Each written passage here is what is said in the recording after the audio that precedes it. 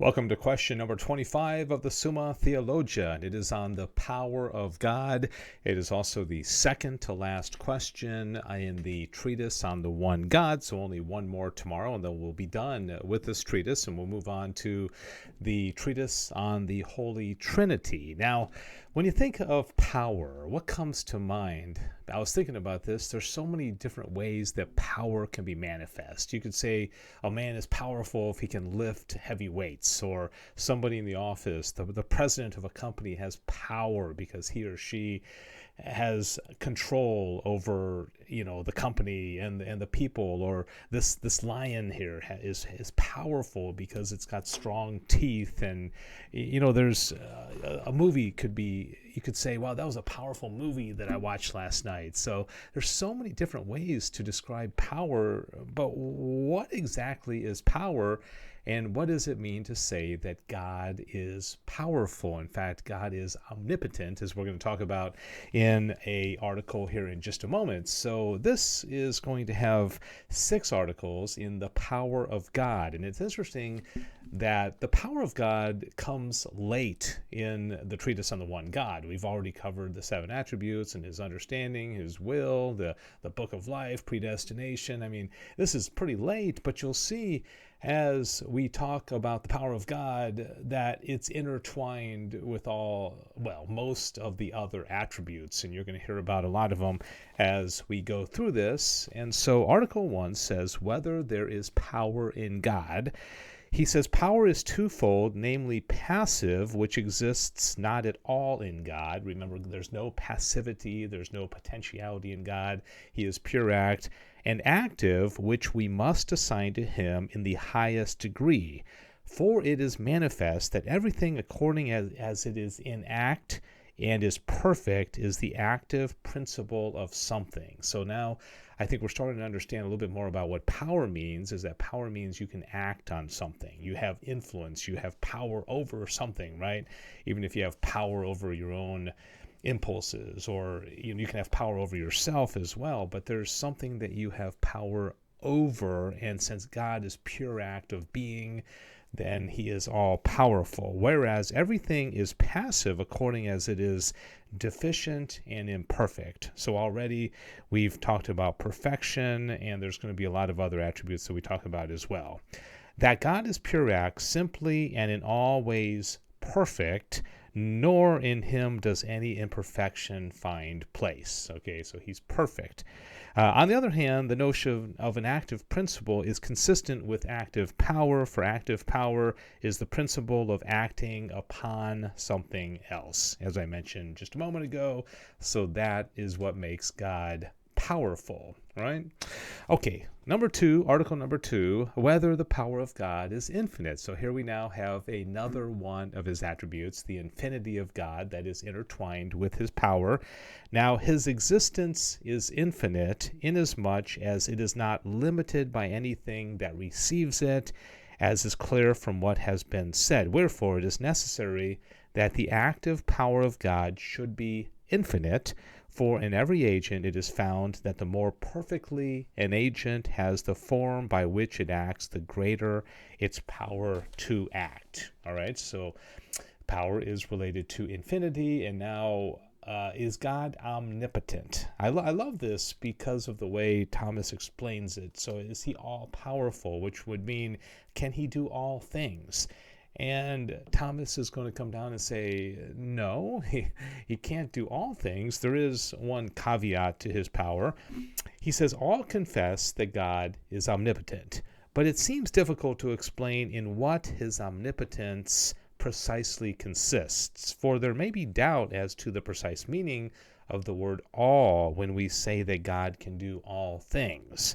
God can do all things is rightly understood to mean that God can do all things that are possible, and for this reason he is called omnipotent. If, however, we were to say that God is omnipotent because he can do all things that are possible, to his power, there would be a vicious circle in explaining the nature of his power, because you keep going around and around between the nature of his power and that he can do all things. Why can he do all things? Because he's all powerful. Why is he all powerful? Because he can do all things. For this would be saying nothing else but that God is omnipotent because he can do all things that he is able to do. It remains, therefore, that God is called omnipotent because he can do all things that are possible absolutely. All right, so I think there's one more brief section here will make it a little bit more clear. Therefore, everything that does not imply a contradiction in terms is numbered amongst these things possible, in respect of which God is called omnipotent. Whereas whatever implies a contradiction does not come within the scope of divine omnipotence because it cannot have the aspect of possibility. The classic example of this is, can God make a four-sided triangle? Well, no. Can God make 1 + 1 = 4? No. Why? Because there's an inherent contradiction in that. Because God can't be false. There can be no untruth in him.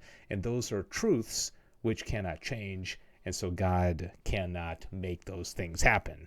Hence, it is better to say that such things cannot be done than that.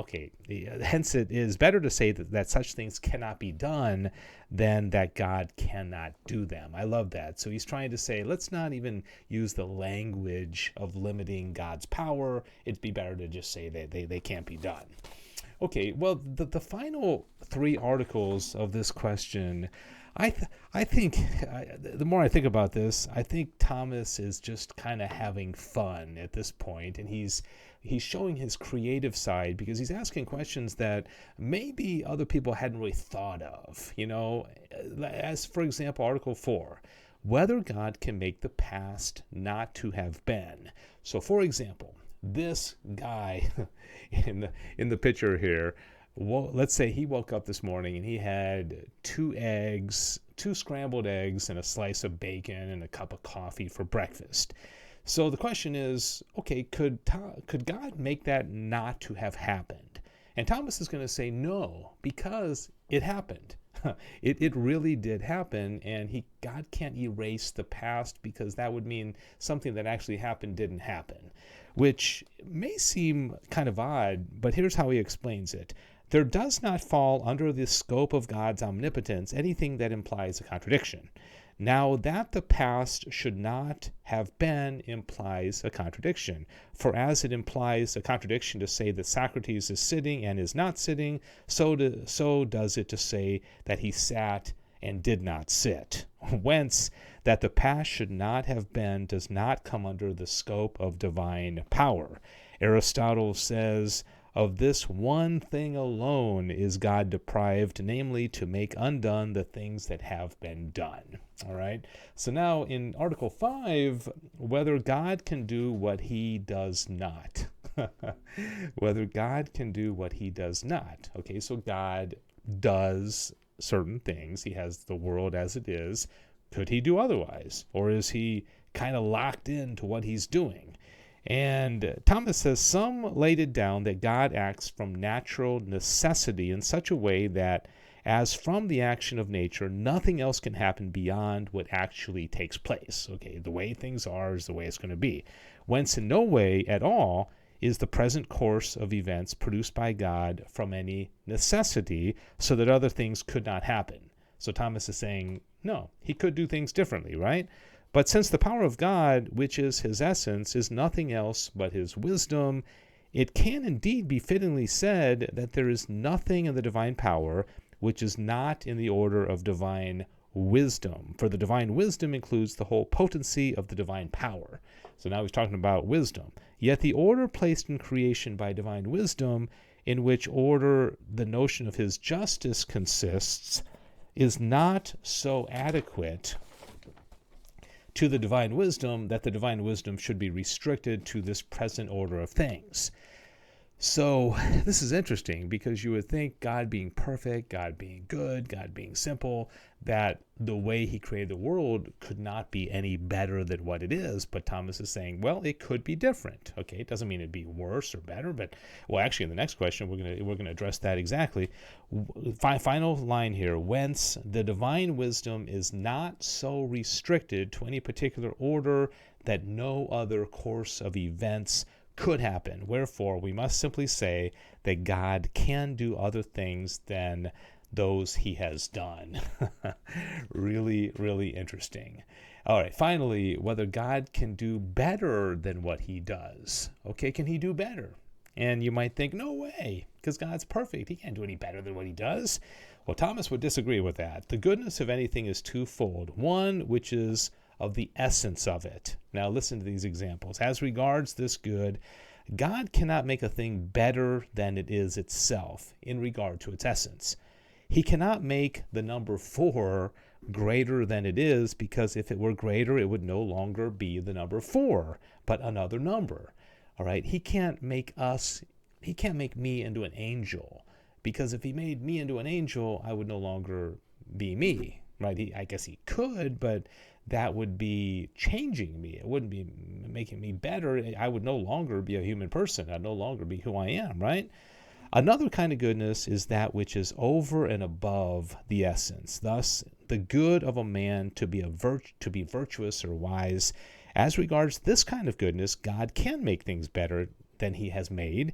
Absolutely speaking, however, God can make something else better than each thing made by him. So he could make me more virtuous. He could make me smarter. He could make me better looking if he wanted to. And I think that's what Thomas is getting at, that, we're not all exactly the very, very best we could possibly be.